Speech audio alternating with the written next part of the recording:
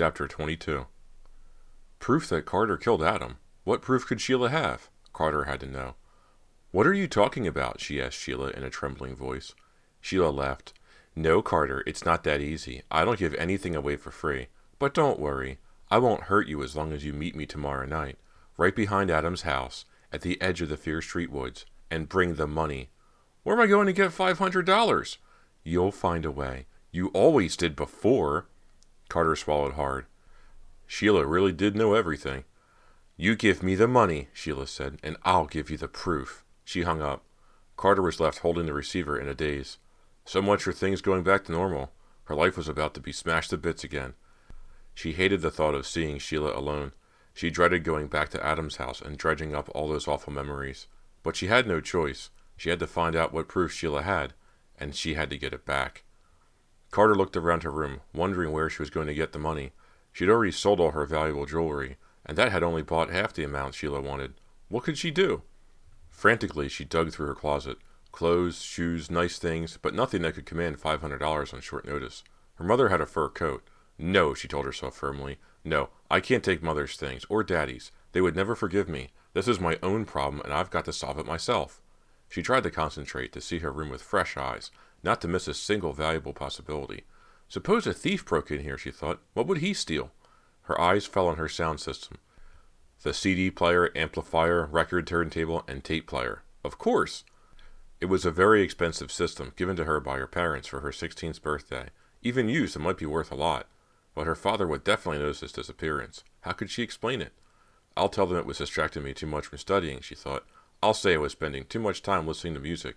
She imagined her father's grave face nodding in approval as she told him this. Yes, she thought, that might work. The next day she packed the whole system in a box and hoisted it into the trunk of her car. She drove to Marvin's Bargains, a store that bought and sold used electronic gear. She lugged the box inside. The store was nothing more than a big warehouse, filled with used stereos, computers, appliances, even old records and tapes. A middle-aged man in jeans and a vest looked the system over. How long have you had this? He asked her. Just a year, she answered. She pulled a slip of paper from her pocket. See, here's the receipt. My parents bought it a year ago. She was glad she remembered to dig out the receipt from her parents' files. Please like it, she begged him silently. Please like it a lot. Everything working okay? She nodded vigorously. Like a dream. It's the greatest, really.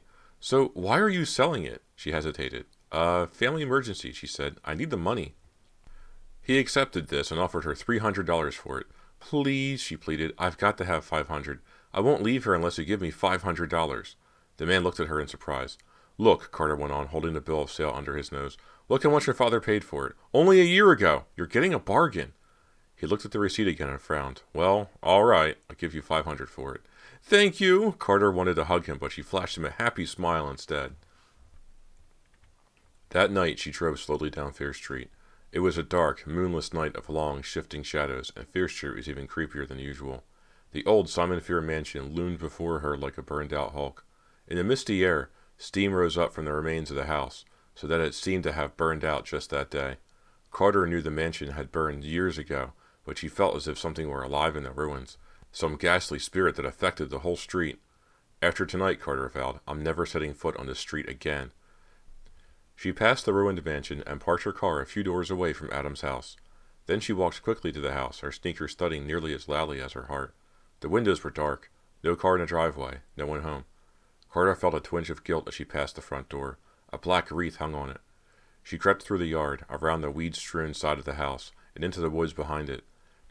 The Fear Street Cemetery, she knew, lay nearby. Carter wondered if Adam had been buried there. Shuddering, she pushed the thought from her mind.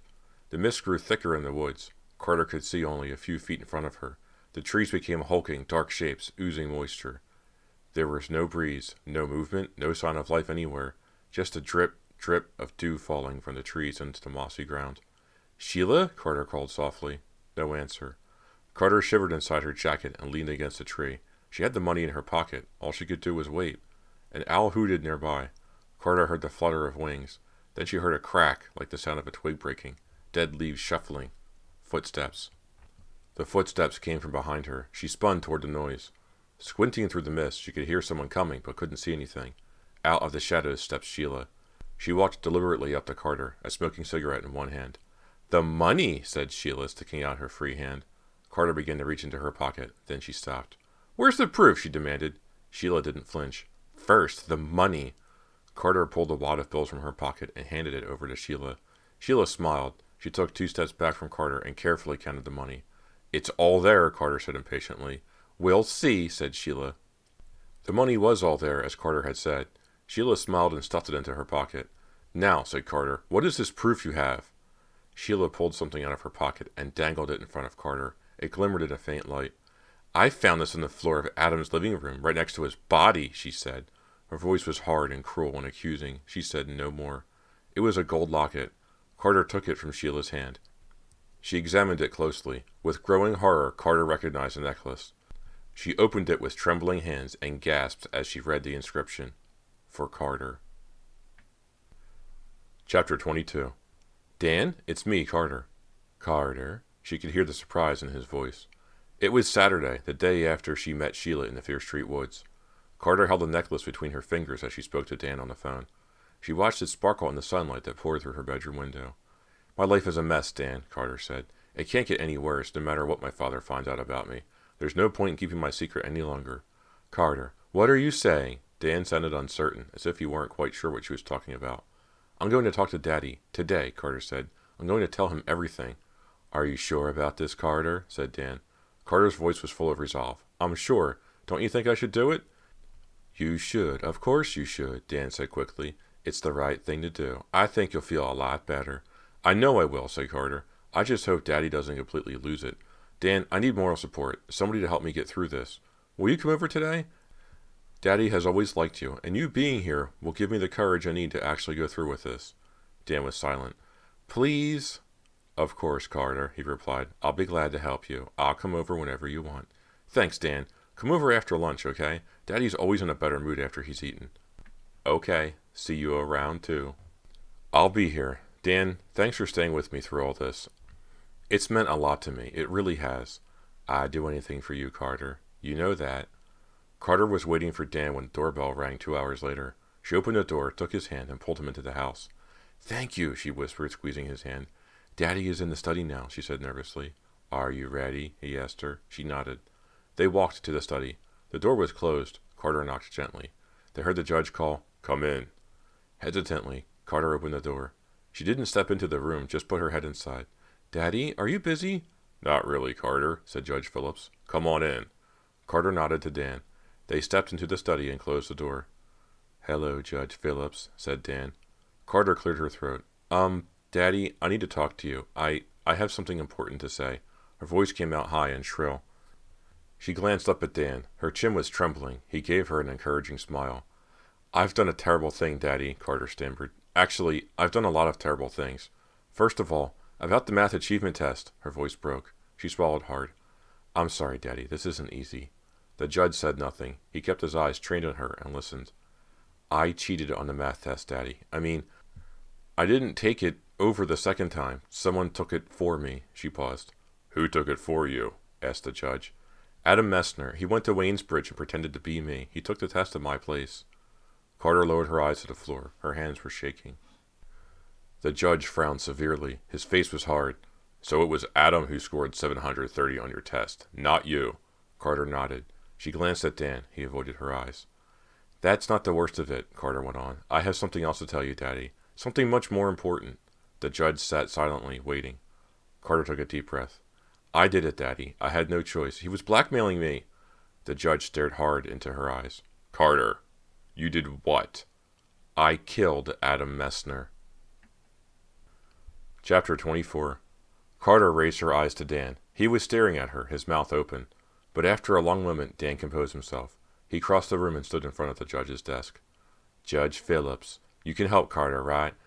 She's your daughter. You can deal with it, right? She won't have to go to jail, will she?" The judge's face went slack. He remained silent. All the light faded from his eyes. "I'm sure Carter didn't mean to do it, sir," Dan said, panic in his voice. "It could have been self-defense, right? Maybe it's not really murder." The judge shook his head. "The courts will decide that at her trial." "No!" cried Dan. "Judge Phillips, you have to help her. You're a judge. You can do something. You can get them to go easy on her." "She took a life," said the judge. "That is a terrible crime, so Carter must pay. She's my daughter, and I love her, but I won't use my influence in any way." He paused. Then he sighed heavily. Carter waited to see what would happen next.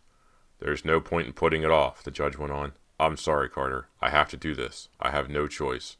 He picked up the telephone and started to dial the police. Dan pressed his hand on the phone, cutting off the call. Wait, he said. I can't let you do this. The judge set down the receiver. He raised his eyes to Dan. Carter didn't kill Adam, Dan said heatedly. What do you mean, said the judge. She says she did it. She just admitted it. No, said Dan. She didn't do it. I don't know why she says she did.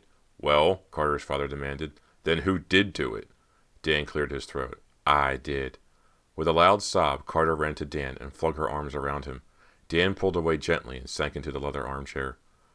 What's all this about? Please explain, Dan, the judge asked softly. I killed him, Dan said. Start at the beginning, please, Judge Phillips said, folding his hands on the desktop. Adam was driving Carter crazy, Dan began. He was blackmailing her, taking terrible advantage of her. He was holding this cheating thing over her head, threatening her with it every day. He was ruining her life. I hated to see her so miserable. Dan stared at the floor. I was worried about her, too. Worried about her and me. I was afraid that Adam would get so tangled up in Carter's life that eventually he'd take her away from me. I know that's what he wanted. Carter felt her face grew hot. It had almost happened that way. I begged Carter not to give Adam any more money. I begged her to stay away from him, but she was afraid of him, with good reason, and money was the only thing that kept him quiet. I thought that if I talked to Adam, maybe I could get him to stop bothering her. I had to try anyway, so I drove to Fear Street, to his house that Saturday, to see him. When I got there, I saw Carter's car pulling away. She had just been there. I knew she must have given him more money. I was so upset. I parked around the corner so Carter wouldn't see me. I waited until she was out of sight. Then I walked up to Adam's house and rang the bell. I had no idea what I was going to do or say. All I knew was I was furious with him. He was ruining Carter's future, and mine too, because I always thought Carter and I would be together. He swallowed hard and looked at Carter. She sat across from him now, listening. She gave him an encouraging nod. Anyway, I had a feeling Adam wouldn't be very happy to see me, and he wasn't. I pushed my way into the house. I told him to stop blackmailing Carter and leave her alone. I told him not to bother her again. He grinned at me. He acted calm, but I could tell there was rage bottled up inside him. It was slowly coming to the surface. He said, "Don't tell me what to do. I've got a good thing going with Carter right now, if you know what I mean. And it isn't going to end until I'm ready to end it. So run on back to your country club, kid." That's when I really started to lose it. I felt so terrible for you, Carter. I was so sorry you'd gotten mixed up with this creep. Then things got crazy, out of control. I said, "Today is the last you'll ever see of her. Do you understand me? From now on, you'll leave her alone." He pulled away from me and took a few steps backward. He opened a drawer and pulled out a gun. He pointed it at me. I couldn't believe it. I never expected him to have a gun. I didn't think. I jumped him and wrestled him for the gun. There was a loud pop, and suddenly Adam grabbed his stomach and doubled over. His body, it crumpled to the floor. I glanced down. I was holding the gun in my hand. Somehow it had gone off. When I turned to Adam, he was lying in a pool of blood. There was a big hole in his chest, and the blood was spouting up from it. Blood was everywhere. I freaked out. I just dropped the gun and ran. Dan put his head in his hands and held it for a moment. Neither Carter nor her father moved. The room was silent except for the flapping of the window curtains. Outside, Carter could hear the drone of a lawnmower. Dan lifted his head. He took a deep breath and went on. I was so panicky. I wasn't thinking straight. I didn't know where to go or what to do. Somehow I found myself here. Some instinct told me I had to see you, Carter. But no one was home, so I waited. You didn't come home until after dark. I was going to tell you what had happened, Carter. I really was. But then the police came. I thought they came for me. But instead they questioned you. I was sure my fingerprints were all over that gun. But I guess after that struggle, they were probably so smeared up the police couldn't identify them. He paused. Swallowed. And then you handed me an alibi, Carter, he said. You didn't want the police to know about you and Adam.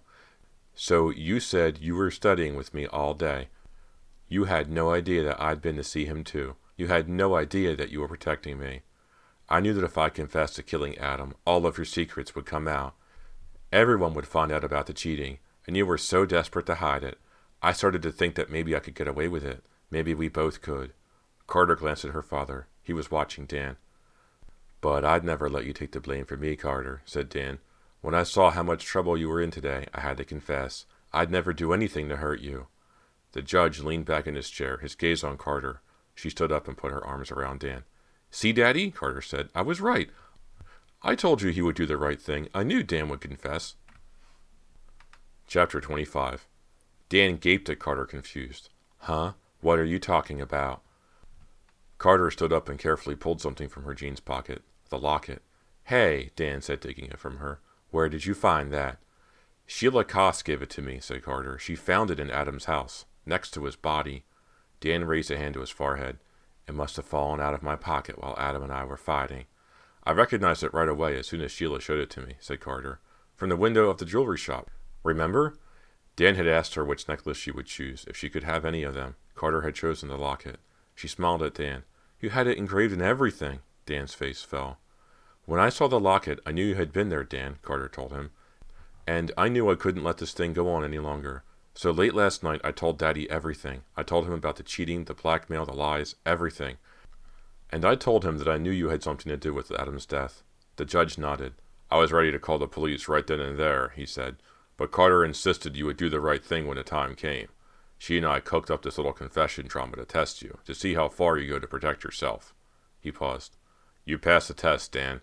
I believe what you told us about Adam's death, and that you didn't mean to kill him. But we will have to talk to the police about this. Carter stared intently at Dan's troubled face. Poor Dan, she thought. He's in all this trouble just because of me. She leaned forward on the desktop and asked, What's going to happen to him, Daddy? I don't know, but I think we can make a pretty good case that Adam's death was accidental, or at least that Dan acted in self-defense. After all, Adam was the one who pulled the gun on Dan. I'll do whatever I can to help. Carter stepped around the desk to kiss her father now. Thanks, Daddy.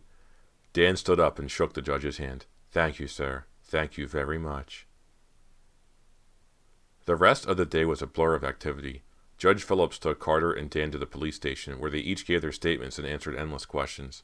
The judge found Dan an excellent lawyer. Mrs. Phillips was horrified, of course, at having her daughter mixed up in such a scandal. They'll be dragging your name through the mud in the papers, she cried tearfully at the dinner table that night. I just hope they don't kick us out of the club. Carter rolled her eyes. The judge tried to comfort his wife. Don't worry, dear, he told her. They wouldn't dare kick us out of the club. Who would organize all their events? After dinner, Carter went up to her room to change. She planned to go to Dan's house to hang out, to keep him company, and to talk things over. She was brushing her hair when she heard a soft knock at her bedroom door. Come in, she said. Her father opened the door and walked in. Hello, dear, he said. May I sit down for a minute? Carter nodded. Her father sat beside her on the bed. He cleared his throat and tugged at his collar, as if it were too tight. Carter realized she'd never seen him look so uncomfortable.